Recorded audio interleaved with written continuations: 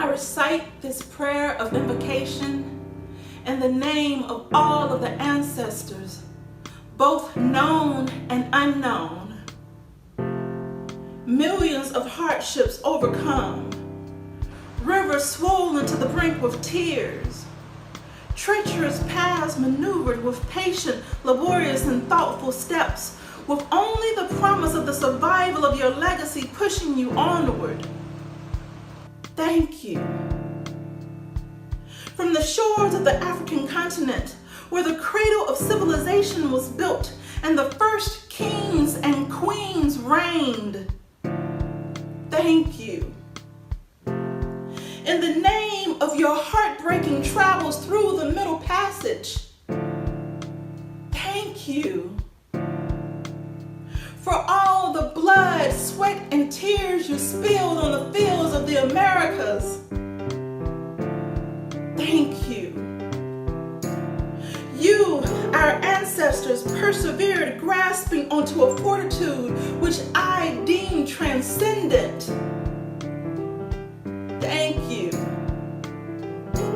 You planted seeds that took hold and blossomed. Frantically, you clawed at a system that might have otherwise worn down the mightiest of your kindred. Thank you. Your faithfulness, love, and dignity lived on, bounding through limits placed on your bloodline by society. Thank you. I now invoke the names of my maternal, grand, and great-grandmothers, Robina and Flora. You blessed me with a love that I took for granted until it was too late. Thank you. And to my paternal grandmother, Mildred, who still to this day exhibits the strength and grace of the lioness, thank you. To my mother and father, without your love, womb, and seed, I never would have had the occasion to come into existence. Thank you. This prayer is my expression of gratitude to all the generations that came before me. Your bravery, knowledge, and love have filled my vessel to overflowing and allows my offspring to be bathed in a distinction that is not of my own making, but of an excellence built on the backs and bones of strong-minded men and women like you. Thank you. My heirs, thank you, and live on with the ability to pour majesty into their own progeny, and on and on and on until the end of time and all things. And even then, I will show thanks by bowing down on bent knee while raising my hands to the heavens in honor of you and all your sacrifices. For all of eternity, thanks be given.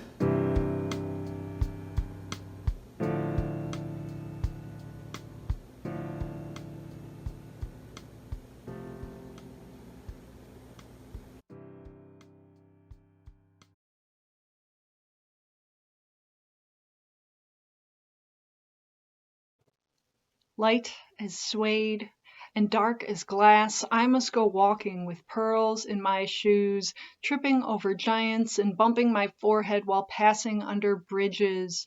When the bobcats wail and the bloodhounds bay so inharmoniously that the leaves turn red, then a woman with a face like a tree and a yet unnamed color to her skin walks the streets.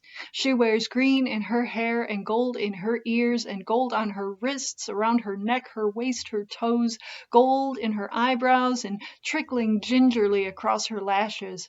And the children stop.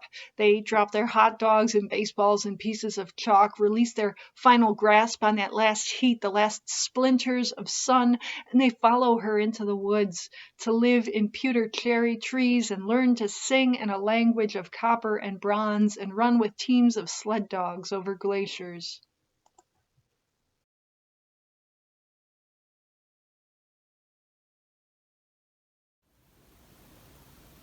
Thanksgiving is Nigeria's independence from Chinese commercial ties and armed military allies, from petroleum-sucking leeches, from Black China's whitenicious, fictitious, bootylicious skin bleaching,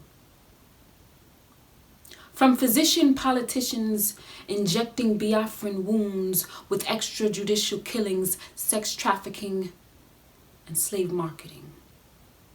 Our young kings and queens in Benin exploiting their hopes and dreams with low self-esteem, impregnating Sarah across the Sahara, threatening to kill her offspring in Italy if she leaves. Thanksgiving is Nigeria's repentance.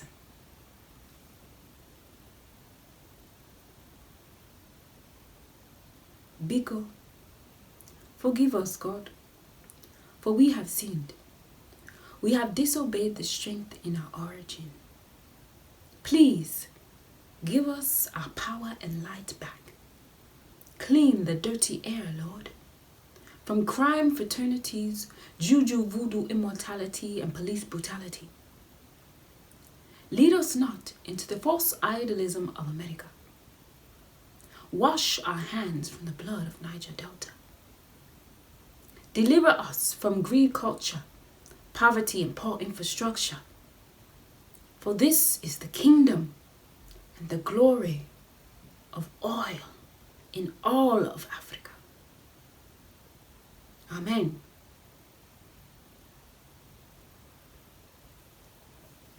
Let's eat.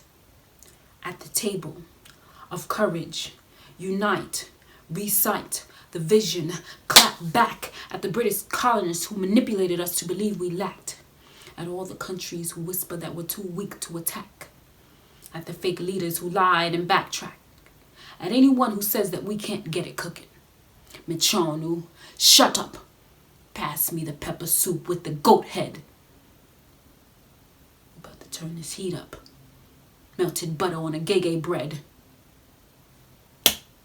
Pounded yam and a goosey. Chin chin up for our legacy. No more chaos, no more controversy. Bachara anyagi. The proverb my ancestors left me. Open your eyes and foresee. Fried puff puff plantain porridge. Never poor, forever rich. In knowledge, in language, straight savage. Cow foot meat tough. Pass me the red stew and the jollof. Enough is enough. They've been eating off our plates long enough. Stirring the pot with no Maggie long enough. Chewing on foo-foo long enough. We gave blood, but it wasn't enough. Disrespecting our culture. Enough is enough. Thanksgiving is white. Rice. Sauteed in Nigeria's sacrifice. You taste that?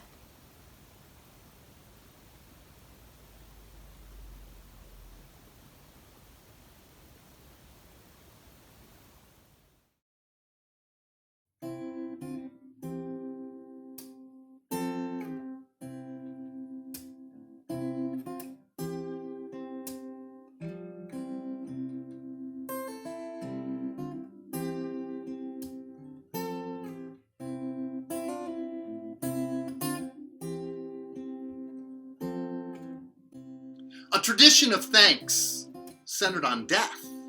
Oh, the contrast. The absurdity. Take a moment to realize you can't even argue with the indisputable facts that your day of thanks is built on death. From the whitewashed repetitions endlessly recited to school children, proclaiming the kindness of the pilgrims, a relationship of sharing designed to help us ignore an entire trail of tears. To the dead body that literally sits on top your beautifully set Thanksgiving table. 46 million lose their lives each time the calendar bleeds its way to the fourth Thursday in November. Because how could you possibly be thankful without a carcass? with bread stuffed in her ass.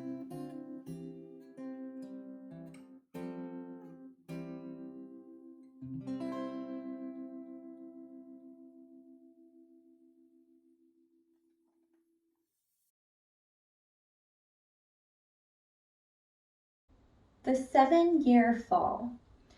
2013, the fall. I pulled over, all my leaves, giant piles, on the side of the road.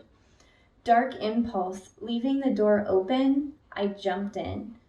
Joy and fear. Will they smother me? As I fall into their broad, brave embrace of death. I can't believe I am still alive. From what? I don't know. 2014, the fall.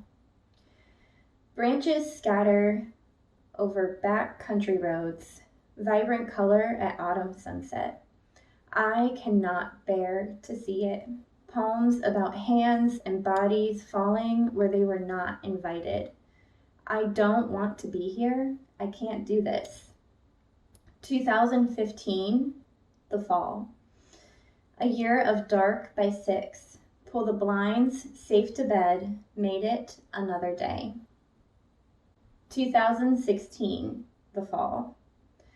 It was raining and raining, leaves with no color in the Pacific, and he was screaming, screaming. Rage, echoes from the past. Love is supposed to be hard. 2017, the fall. The Midwestern nights, trails for hours, leaves that whisper as they danced to the ground, grace to rest. I fled, he was not who I wed, and I fell right into love, courage, mercy. 2018, the fall. Burning leaves is legal. I let the detectives know, so is parents burning children. 2019, the fall. Vivid color. Him, on my arm. The leaves were staying longer than usual. The lake, the lily pads. He said nervously, will you marry me? Yes, but I do need more time. Time to stay this color. He held me. Tell me when you are ready. Brushing my hair aside, one leaf fell and I sighed. 2020, the fall. I don't want to die, I told him. You won't.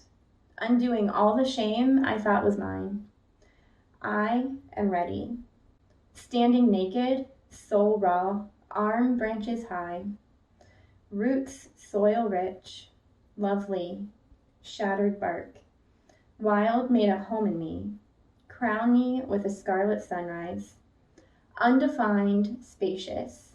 I am the tree that fell silently. And I am all mine.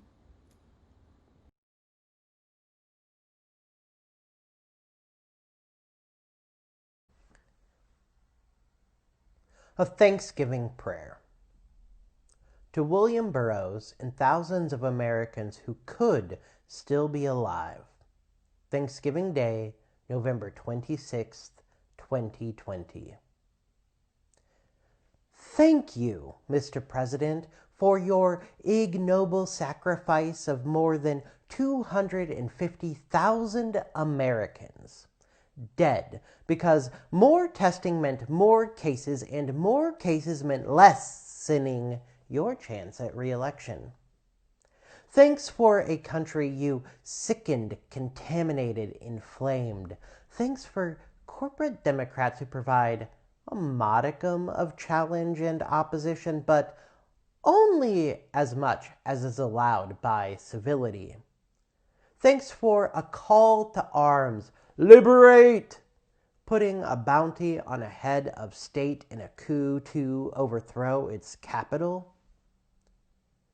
Thanks for vast numbers of mostly black and brown essential workers thrust onto the front line without so much as hazard pay. Stock prices rise as their carcasses are infected then left to rot. Thanks for mass unemployment, eviction conventions and conference centers, and aid packages that trickled down into offshore accounts or became victims of a legislative grand guignol. Thank you for the media is the real virus protesters. For pandemic conspiracies, thank you. For get back to work, thank you. For providing businesses with immunity for reckless disregard of people's health, thank you. For herd mentality, thank you. For healthcare workers confronting maskless protesters, thank you.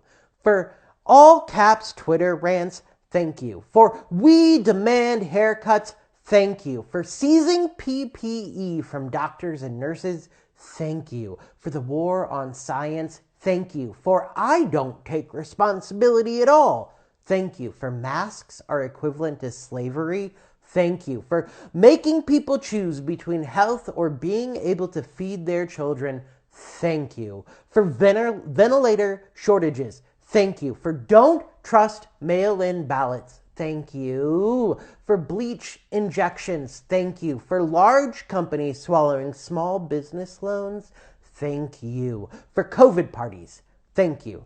For they have to treat us well to get coronavirus aid, thank you. For not enough beds in ICUs, thank you. For turning kids into biological warfare, thank you. For dismantling the CDC, thank you. For firing anyone who dares tell the truth, thank you. For hydroxychloroquine, thank you. For social distancing is socialism, thank you. For the China virus, thank you.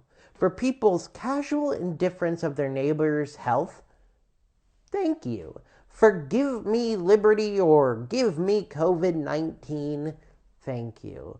For hospitals being forced to choose between patients, thank you. For thoughts and prayers, thank you. For preachers who put prosperity over other people, risking whole congregations in praise of the high holy dollar, thank you.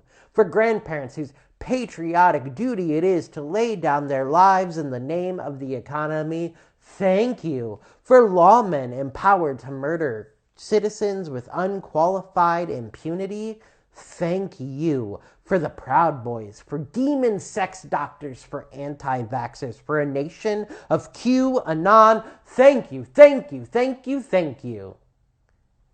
Thanks for holidays, birthdays, funerals we can't have because family members just won't wear a simple piece of fabric. Thanks for patients who still don't believe in this virus even with their final gasping breath in hospital-mandated solitary confinement, refusing a last call with their loved ones because fake news doesn't claim lives. Thanks for super spreader rallies, abandoning your supporters to the elements once you got your applause. You always were a narcissist, and you always were a grifter. Thank you for all this American carnage. And thank you, Mr. President, for your latest and greatest betrayal of the last and greatest of human dreams.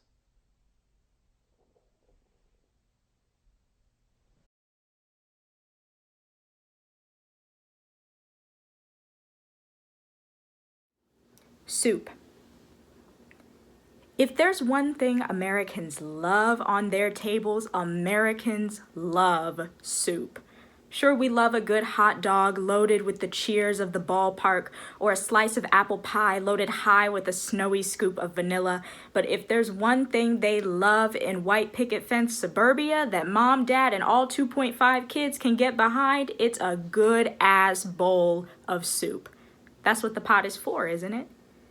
Thursday, we will gather round our tables and our screens and dig into moist Minnesota turkey, Massachusetts cranberries bursting on our tongues, mounds of Idaho potatoes waiting to be conquered, Wisconsin beans saved for last. Silver spoons will be lifted to mouths, and a trail of tears will make its way from our glasses to our throats as a tale of years we called the good old days is spun. We'll play pretend, like we do every year, with children in feathered construction paper hats, and leave out the stories and change the stories and pretend that since we all have a spot on the plate, we all have a seat at the table. But some will stand in the kitchen making soup. We know the recipe by heart, from whispers on reservations and slave ships and prisons and tenements and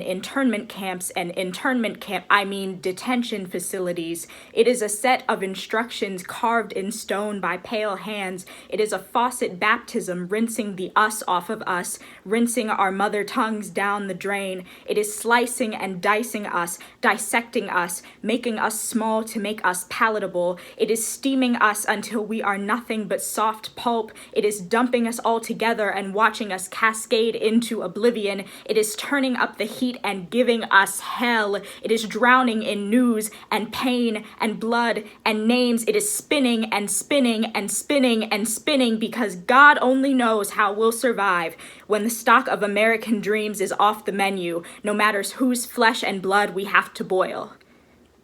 So when you're sitting at the table with a slice of pie and whipped dream, remember who stands complacent at the stove, stirring and stirring and stirring and stirring.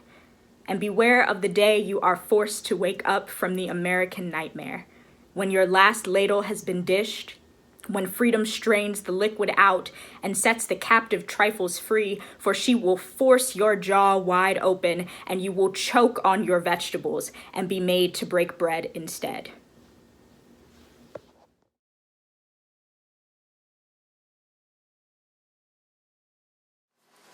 Havre de Grace. It was the fall of '69, horse and Navy country Maryland. On the other side of the world, the war just got bloodier and uglier. In the city streets on this side, the fools took war to the warriors, as if that would end any war except, perhaps, la guerre d'aujourd'hui. On base, the Lukes, a man and a woman, the miserable English dubbed version, played to a house of 6 stranger brothers. The big black American gunner's mate translated the dialogue back to French for 2 slight Vietnamese lieutenants, while I, the skinny white kid, turned it into Spanish for 2 Chilean enlisted men. We'd all be old now if we survived. Our battles at sea, or in our homeland countries, our growings up, all behind us.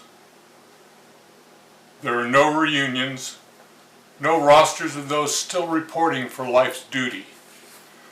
Just the 6 of us, paired by fate, given haven by some greater grace on an early autumn evening.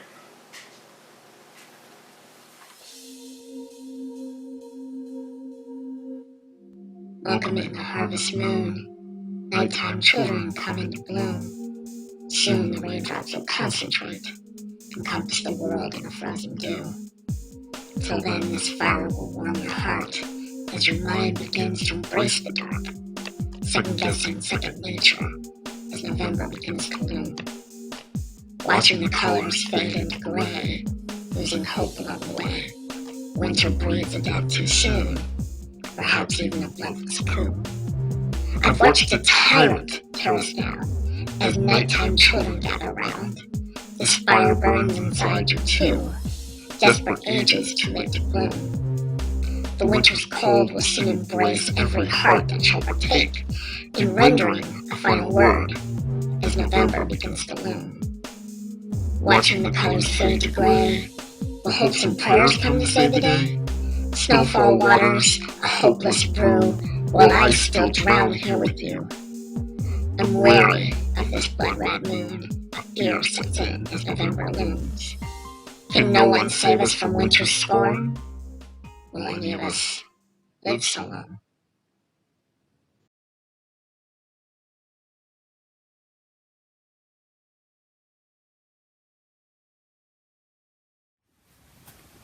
Juvenile Earthlings. Juvenile Earthlings nailed to a clanging cage, nowhere to escape, never reach a mature age. In confused, sad, shineless eyes, frolic of childhood falls on weakened knees, withers, slowly dies. Bobbing little heads, severed, tossed in the dump, body hung, bled and dried, festively died. Viciously labeled, whole free-range turkey, cook at 200 degrees in the oven, juicy, never dry. Only if you heed, profusely they bleed, deeply they hurt, bitterly they cry, beg to be freed. Gaze pleadingly into the steely stare of the slayer, never wish to be slain, strain to take the last of the remnant breaths through stabbing pain, but in vain. Shackled sentience mowed down into oblivion, bone-chilling screams of dying children, whooshing out of the solidity of slaughterhouse, warping the universe. You have a heart, a conscience, O human, how could you even? Bred into servitude, beating heart scraped out, miasma of limb, soulless body, stuffed with onion and carrots, smothered with parsley, lemon balm and chives. You pray, you feast, you ask to be blessed. They pay the price with their precious wee lives.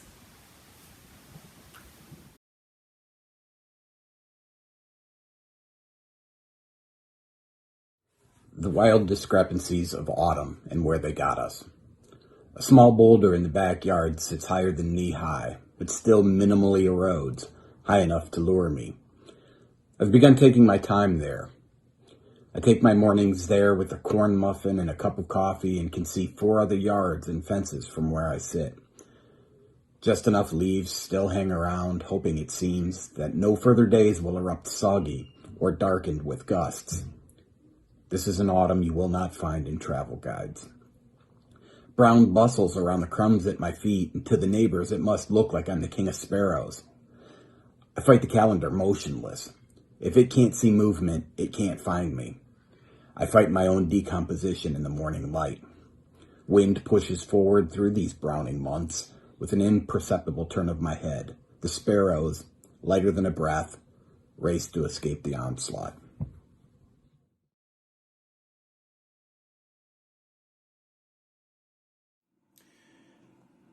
Gunmetal gray is as good as it gets. Offsets red, yellow, orange, maple tree leaf litter art that swooshes underfoot, entices the uninhibited to jump in, normalize playing amongst dead things, even press them in cellophane, because this death be a beauty worth preserving. The clocks fall back. 7 a.m. looks the same as 7 p.m. Quick naps after work confuse me into thinking it's the next day. Layer fuzzy sweater, hat, gloves, zip up the jacket, emotionally strip down. Unpack cozy blankets, comfort food, good books, and deep reflections. Unpack hauntingly beautiful music for days when the sun fails to launch. I've learned how to love these days too. I'm ready for this winter's work, the solitude of molting.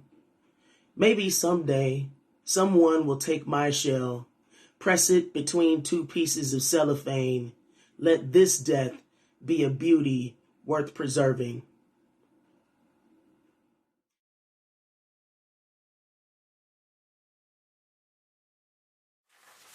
Hitchhikers in Mississippi, 1936, after a Works Progress Administration photograph by Walker Evans.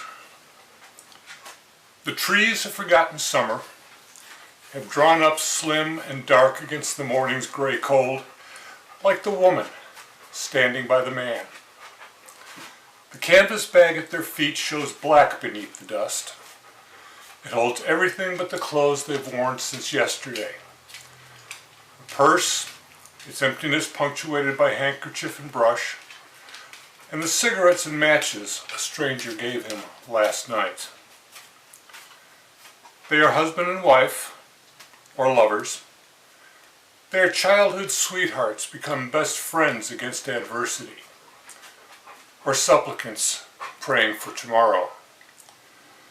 The road behind them curls like a river taking the easy way, not really caring where it goes, as long as it's someplace else.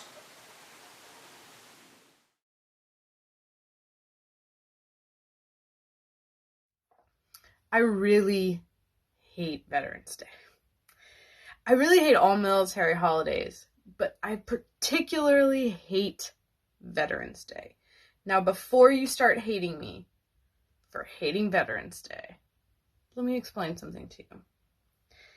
If you don't know the difference between Armed Forces Day, Memorial Day, Veterans Day, Patriots Day, and 4th of July, and Flag Day, don't talk to me. If you really cared about your military, you would get the day off. Most people don't get the day off because they'd rather have Black Friday off. If you really cared about your veterans, you would honor them. And not just your school children honor them, I mean, you would honor them. I really am bothered that my military service is chopped up to how much you can get off your couch at Levin. It's just disrespectful in general. If you don't understand that 11/11 is a very specific day for a very specific time in which World War I ended, a war which cost 40 million lives globally. 40 million lives. That's the entire population of Norway, Afghanistan, and Canada. 40 million. Imagine if they were wiped off the face of the earth and how important that day would be. But hey, remember, you could get 0% financing on all new vehicles. So when I say I hate Veterans Day, I hate the commercialization. I hate the fake propaganda. I hate the ignorance. I hate the platitude. I hate the fact that I have to say to the waitress to which I'm getting my free meal, I am the veteran, not my male friend. Me.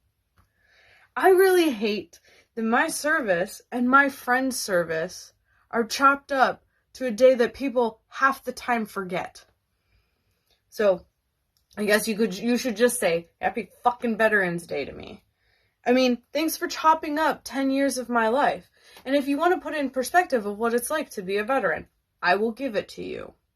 Here's 10 years of my life. Here's one deployment. Here's countless sleepless nights. Here's doctors and 3 years of therapy and the death of people I love and the support of no one. It seems that you only remember your veterans when it's particularly important and in your brain, but everyone wants to say that they support veterans because it's wrong to say, I don't really give a flying fuck about these people. What did they do? Right? It really sucks that the fight for freedom is won on the backs of the impoverished. It is won on the backs of the minorities. And it is won on the backs of people who were not rich enough to somehow see a light for college or for trade or for a future. And that you tell those people then, still your service doesn't mean anything. I really hate that the military has been used as a way to climb a social ladder in order for the ladder to be broken in half. And yes, I really hate the the misogyny that goes into Veterans Day. Women are veterans too. Just because we don't get movies made out about us doesn't mean we don't exist. It's just, I don't want to be thanked. I don't really want the free food. I just want someone out there to say, hey, we know that you're upset. We know that war sucks. We know that you did a lot of bad shit. We know that you gave up a lot of your time. And we know that you lost a lot of relationships because of it. But if anything else, on this one day, we see you. We see you. But no. I shouldn't have to bury this cross. But I will. I buried a lot of friends. And I'm just not okay with them being forgotten. I'm not okay with their names just being known on a wall or on a highway street sign. I'm not okay with that. You shouldn't be either. We shouldn't have to have Veterans Day. We shouldn't have to, but we do. We shouldn't have to because we shouldn't have to continually honor people fighting in wars that we don't even know are happening still. But they are. They are still happening. And my service should not be more important, or should not be less important than how much money you get off your couch. It should be more, frankly. I just want you to hate Veterans Day because we shouldn't have to have it. I'm glad to remember. I'm glad to be honored. I'm glad for everyone to be remembered and honored. But I want to stop needing to have Veterans Day because I want to stop having veterans. I want people to just be able to live, to just be able to exist.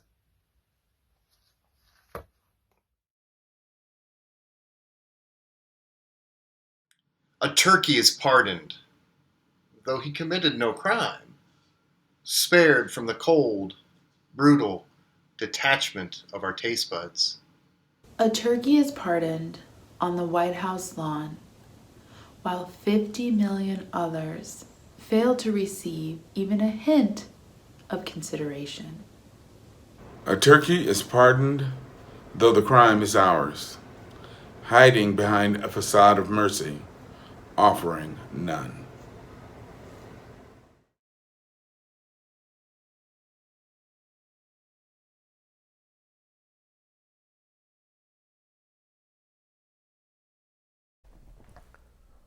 We trip acid on Thanksgiving. Thanksgiving is the eve of unconventional leftovers, 2 drops each of liquid fractal long division on tinfoil wrapped Sour Patch Kids, the beginning of holiday travel season. Thanksgiving is coming unstuck in space-time, is Baja hoodies and bare feet on diamond shards of frost-covered cemetery lawn, howling at the Akron skyline. It is dilated pupils anchoring spirograph eyes, a hangover from the day before becoming the morning of. It is the hand-in-hand silence of the car ride home, departing the final stop in our self-guided friends and family sightseeing excursion. Thanksgiving is holiday tourism, tripping through other people's traditions.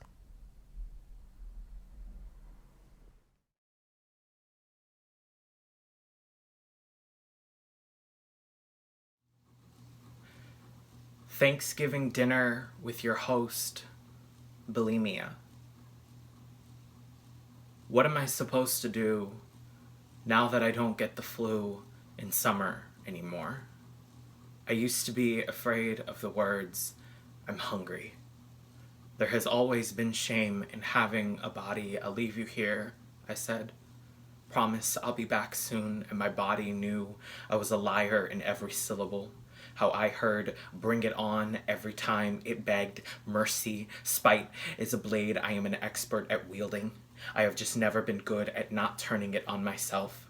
A few years ago, when I still believed 19 was a good number to end things on, my mother told me a list of ways this illness would kill me. In my head, I listed all the ones she didn't.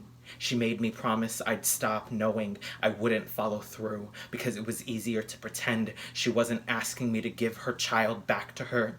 I wonder what it feels like to look at your Thanksgiving dinner and know your little boy is in the bathroom trying to murder himself with it. Once, a dietitian told me it was likely I'd struggle with this illness forever. I thought it was bullshit then. I think it is bullshit now. Once, someone asked me how I got better. I don't remember what I said now, but I know I should have said I haven't done it. I know I should have said I'm doing it. I know I should have said I'm doing it right now. I should have said I have committed atrocities in the name of thinness, and now I've found a love that makes me want to eat dinner. I call it recovery. I have been inside the mirror and I know there is no wonderland. Just winter. Just me, alone in a bathroom on Thanksgiving. If sickness is not a choice, then the opposite must be true. I'm saying recovery is a choice. It is one you have to believe you can make for yourself. It is not sink or swim. It is getting out of the water. It is praise for every spoon, fork, and knife for all the reasons they give me to eat. The most important one being that I am hungry. Because it is enough to say I am hungry. Because wanting to take your hands off the burning stove because it hurts is enough. The day I poured the razors and the laxatives in the toilet, a therapist asked me how I would take care of myself, and y'all, my answer is still the same. Even when I want so badly to go back into the mirror, I will eat. My eating disorder asks, what do you love more than me? And I say, my body. Even when I don't believe it. My eating disorder asks, what do you want that I can't give? I say, recovery. Even when I hear that sad boy in my ear again, my eating disorder asks, what will you have without me? I say, dinner. Even when I feel small and afraid, I still remember that promise I made to my mother. And this time, y'all, this time, I keep it. I keep my promise. I keep it every time.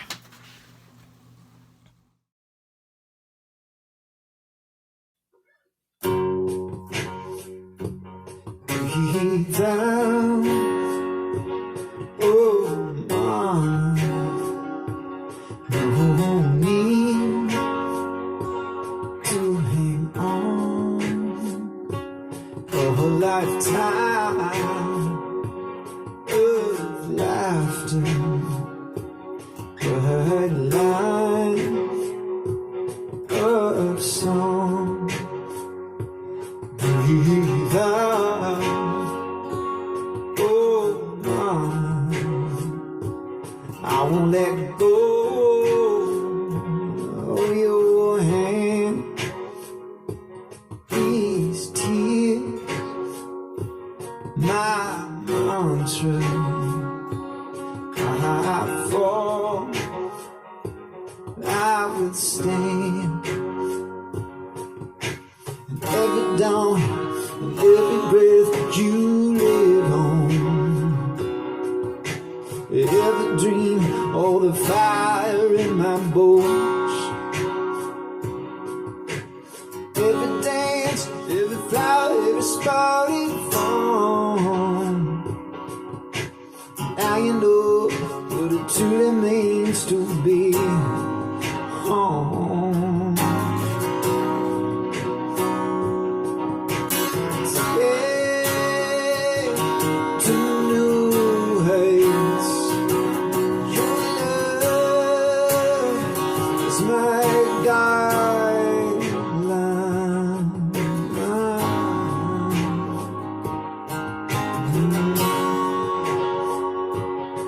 Breathe out,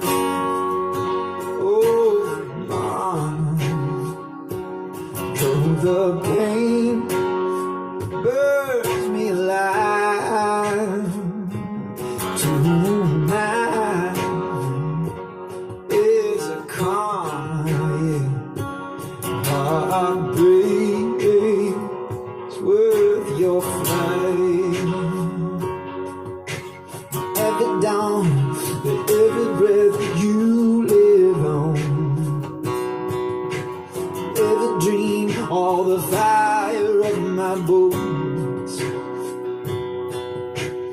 Every dance, every flower, every spotted fawn. Now you know what it truly means to be home. Take to new heights. To my guideline.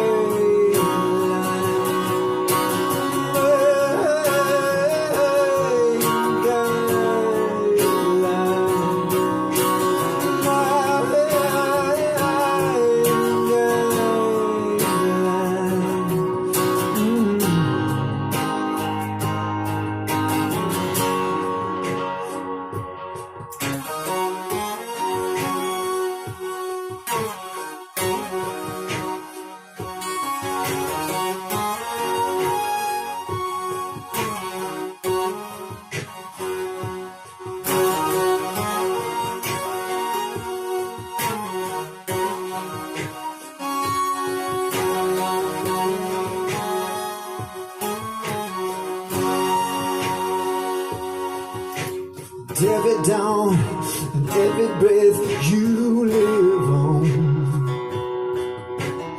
every dream, all the fire of my bones, every dance, every flower, every spotted fawn. Now you know what it truly means to be